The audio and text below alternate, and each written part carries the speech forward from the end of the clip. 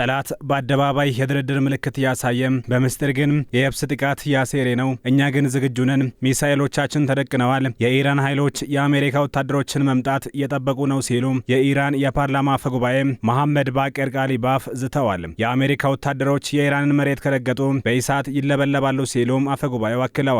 እንደ አውሮፓውያኑ የዘመን ቀመር የካቲት 28 ቀን 2026 በአሜሪካና በእስራኤል ጥምረት በኢራን ላይ የተሰነዘረውን ድንገተኛ ጥቃት ተከትሎ የተቀሰቀሰው ጦርነት ሁለተኛ ወሩን ይዘዋል። ይህ ግጭት ከቀጠናዊ ፍጥጫ አልፎ የዓለምን የኢነርጂ ዋስትናና የንግድ መስመሮችን እያናጋ ይገኛል። ከትላንት በስቲያ ቅዳሜ ጀምሮ የታዩ ኩነቶች ደግሞ ጦርነቱ ከሰማይ ወደ ምድር ከሚሳኤል ድብደባ ወደ አደገኛ የየብስ ግጭት ምዕራፍ ሊሸጋገር እንደሚችል ፍንጭ ሰጥተዋል።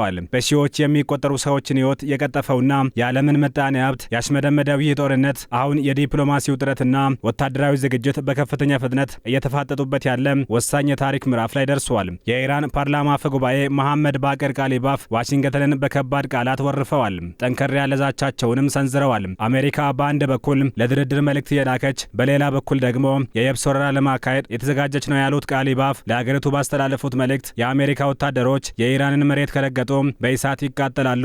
ይህን ለማድረግም እኛ ዝግጁ ነን። ሚሳኤሎቻችን ተደቅነዋል።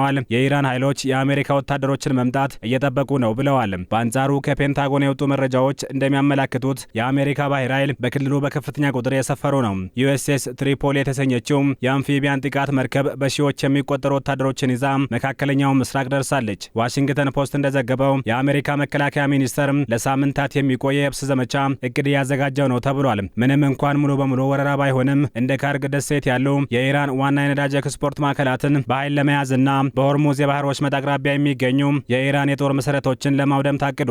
ሆኖም ይህን ዘገባ እስካጠናቀርንበት ሰዓት ድረስ ፕሬዝዳንት ዶናልድ ትራምፕ ይህንን እቅድ ስለማጽደቃቸው ይፋዊ መረጃ አልወጣም። የነጩ ቤተ መንግስት ቃል አቀባይ ካሮሊን ሌቪት እንደገለጹት ይህ ዝግጅት ለትራምፕ ሰፊ አማራጮችን ለመስጠት የታለመ እንጂ የመጨረሻ ውሳኔ አይደለም። እስላማባድ የቀጠናውን ታላላቅ ሀገራት ሳውዲ አረቢያ፣ ቱርክና ግብፅን በማስተባበር የሰላም ንግግር እንዲጀመር ጥረት እያደረገች ነው ተብሏል። ከትላንት በስቲያ የተጀመረው ይህ ውይይት ዋና አጀንዳው በኢራን ተዘግቶ የቆየውና ለዓለም ነዳጅ አቅርቦት ወሳኝ የሆነው የሆርሙዝ የባህር ወሽመጥ ውጤታማ በሆነ መንገድ እንዲከፈት ማድረግ ነው። የግብፅ የውጭ ጉዳይ ሚኒስቴር እንደገለጸው ውይይቱ በምግብና በኃይል ዋስትና ላይ ትኩረት አድርጓል። ባሳለፍነው ሳምንት ዋሽንግተን የኢራን የኒውክሌር መርሃ ግብር እንዲገደብና የባህር መስመሩ እንዲከፈት የሚጠይቅ ቅድመ ሁኔታን ጨምሮ ባለ 15 ነጥብ የተኩስ አቁም የውሳኔ ሀሳብ ማቅረቧ ይታወቃል። ቴህራን ግን ይህን እጅ ስጭኝ የማለት ጥሪ ነው ስትል ውድቅ አድርጋለች። ይልቁንም የራሷን ባለ 5 ነጥብ የተኩስ አቁም ሀሳብ አቅርባለች። ይህም የኢራን ባለስልጣናትን መግደል እንዲቆም፣ ለደረሰባት ውድመት ካሳ እንዲከፈላትና የሆርሙዝ የባህር ወሽመጥ ላይ ያላትን ሉዓላዊነት እውቅና እንዲሰጥ የሚጠይቅ ነው። ፓኪስታን በቅርቡ በአሜሪካና በኢራን መካከል ቀጥታ ንግግር እንዲጀመር ለማድረግ የሰራች መሆኑን የውጭ ጉዳይ ሚኒስትሯ ኢሳቅ ዳር ገልጸዋል። ይህን ተከትሎም ኢራን 20 ተጨማሪ የፓኪስታን መርከቦች በወሽመጡ እንዲያልፉ መፍቀዷ እንደ አንድ የሰላም ምልክት ተወስዷል። እስራኤል በኢራን ላይ የምታካሄደውን የአየር ጥቃት አላቆመችም። በእያንዳንዱ 24 ሰዓት ማለት በሚያስችል ደረጃ ቴልአቪቭ በቴህራንና ሌሎች የኢራን ከተሞች የአየር ጥቃቶችን የፈጸመች ነው። ኢላማ እየሆኑ ያሉት የባሊስቲክ ሚሳይል ማስወንጨፊያዎች፣ የጦር መሳሪያ ማከማቻዎችና የዩኒቨርሲቲ ምርምር ማዕከላት ናቸው። ከትላንት በስቲያ በተፈጸመ የእስራኤል ከባድ ጥቃት በቴህራን የሚገኘው የኳታር አልአረቢያ ቴሌቪዥን ቢሮ ሳይቀር በደረሰበት ጥቃት ፈርሷል። በተጨማሪም እስራኤል በሊባኖስ በኩል የምታካሄደውን ወረራ እያሰፋች መሆኗን ጠቅላይ ሚኒስትር ቤንያሚን ኔታንያሁ አስታውቀዋል። ይህም የኢራን ደጋፊ የሆነውን ሄዝቦላን ከድንበር ለማራቅና የደህንነት ቀጠና ለመፍጠር የታለመ መሆኑ ተገልጿል። በጥቃቱ እስካሁን በሊባኖስ በኩል ብቻ ከ1100 በላይ ሰዎች መሞታቸው ተዘግቧል። ቀጠናው የተራመሰ ባለበት በዚህ ወቅት ጦርነቱ በሁለተኛ ወሩም ሌላ አስከፊ ገጽታ ይዟል። በየመን የሚገኙትና በኢራን የሚደገፉት የሀውቲ አማጺዎች ከትላንት በስቲያ ለመጀመሪያ ጊዜ በእስራኤል ላይ የሚሳኤል ጥቃት ሰንዝረዋል። ይህ ደግሞ በዓለም ንግድ ላይ ሌላ ስጋት ደቅኗል። ሀውቲዎች በኤደን ባህረ ሰላጤና በባቢል ማንዴብ በኩል የሚያልፉ መርከቦችን ማጥቃት ከጀመሩ የዓለም የንግድ መስመር 12 በመቶ የሚሆነው ይዘጋል ማለት ነው። ይህ የባህር መስመር መዘጋት ቀደም ሲል በሆርሙዝ የባህር ወሽመጥ ምክንያት ለደረሰው የኢኮኖሚ ውድቀት ተጨማሪ ሸክም ይሆናል። ሳውዲ አረቢያ ነዳጇን በቀይ ባህር በኩል ለማስተላለፍ የምታደርገው ጥረት በዚህ ምክንያት እንቅፋት ከደረሰው ሪያድ በቀጥታ ወደ ጦርነቱ ልትገባ እንደምትችል ተንታኞች ይናገራሉ። የቻተም ሃውስ ተንታኝ ፋሪያ አል ሙስሊሚ እንደተናገሩት የሀውቲዎች ጣልቃ ገብነት የባህር ላይ ንግዱን አደጋ ላይ ከመጣል ባለፈ በቀጠናው ያሉ ወታደራዊ መሰረተ ልማቶችን ለጥቃት ያጋለጣል። በኢራን በኩል እስካሁን ከ1900 በላይ ሰዎች ተገድለዋል። ከትላንት በስቲያ በአንድ ወደብ ላይ በደረሰ ጥቃት ብቻ 5 ሰዎች ሕይወታቸው አልፏል።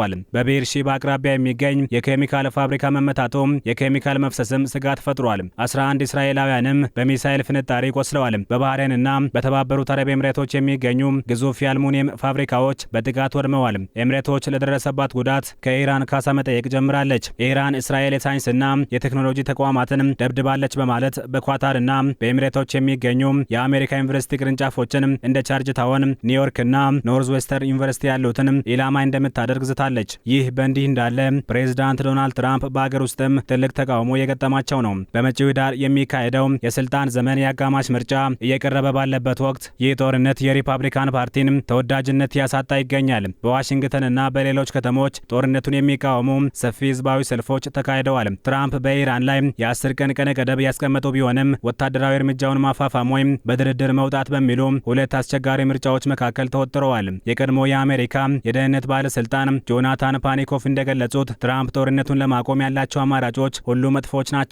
ትክክለኛው ድል ምን እንደሆነ ግልጽ ካለመሆኑ ጋር ተደማምሮ አሜሪካን ለረጅም ጊዜ ለሚዘልቅ ቀውስ ሊዳርጋት ይችላል ብለዋል። የሃይማኖት መሪዎችም በጦርነቱ ላይ ያላቸውን ቁጣ እየገለጹ ነው። የቫቲካኑ ርዕሰ ሊቃነ ጳጳስ ሊዮ 14ኛ እጆቻቸው በደም የተጨማለቁ መሪዎችን ጸሎት ፈጣሪ አይሰማም ሲሉ የአሜሪካንና የእስራኤልን እርምጃ አውግዘዋል። ይህ ንግግር የተሰማው የአሜሪካ መከላከያ ሚኒስትር ፒት ኤግዜት በጠላቶቻቸው ላይ ምህረት የለሽ ጥቃት እንዲወርድ ከጸለዩ ከጥቂት ቀናት በኋላ ነው። ጦርነቱ በዓለም አቀፍ ደረጃ ከፍተኛ የምጣኔ ሀብት ኪሳራ እያደረሰ ነው። ኢራን በሆርሙዝ የባህር ወሽመጥ ላይ የጣለችው እገዳ የነዳጅና የተፈጥሮ ጋዝን ዋጋ ሰማይ ሰቅሎታል። የአየር መንገድ ጉዞዎችም በከፍተኛ ሁኔታ ተስተጓጉለዋል። አሁን ደግሞ የሀውቲ አማጽያን ወደ ጦርነቱ መግባታቸው የባህር ላይ ንግድ ኢንሹራንስ ዋጋን በከፍተኛ ሁኔታ እንዲጨምር አድርጎታል።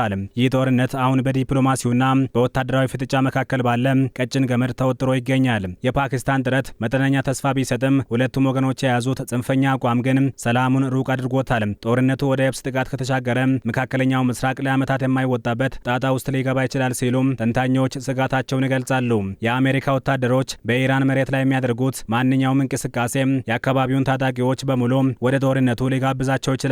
የዓለም ምጣኔ ሀብት የነዳጅ ዋጋ መናርና የንግድ መስመሮች መዘጋትን መቋቋም ባለመቻሉ ቀጣዮቹ ቀናት በኢስላማባድ የሚደረጉት ንግግሮች የመካከለኛውን ምስራቅ ዕጣ ፈንታ የሚወስኑ ይሆናሉ ሲሉም ተንታኞች ይናገራሉ።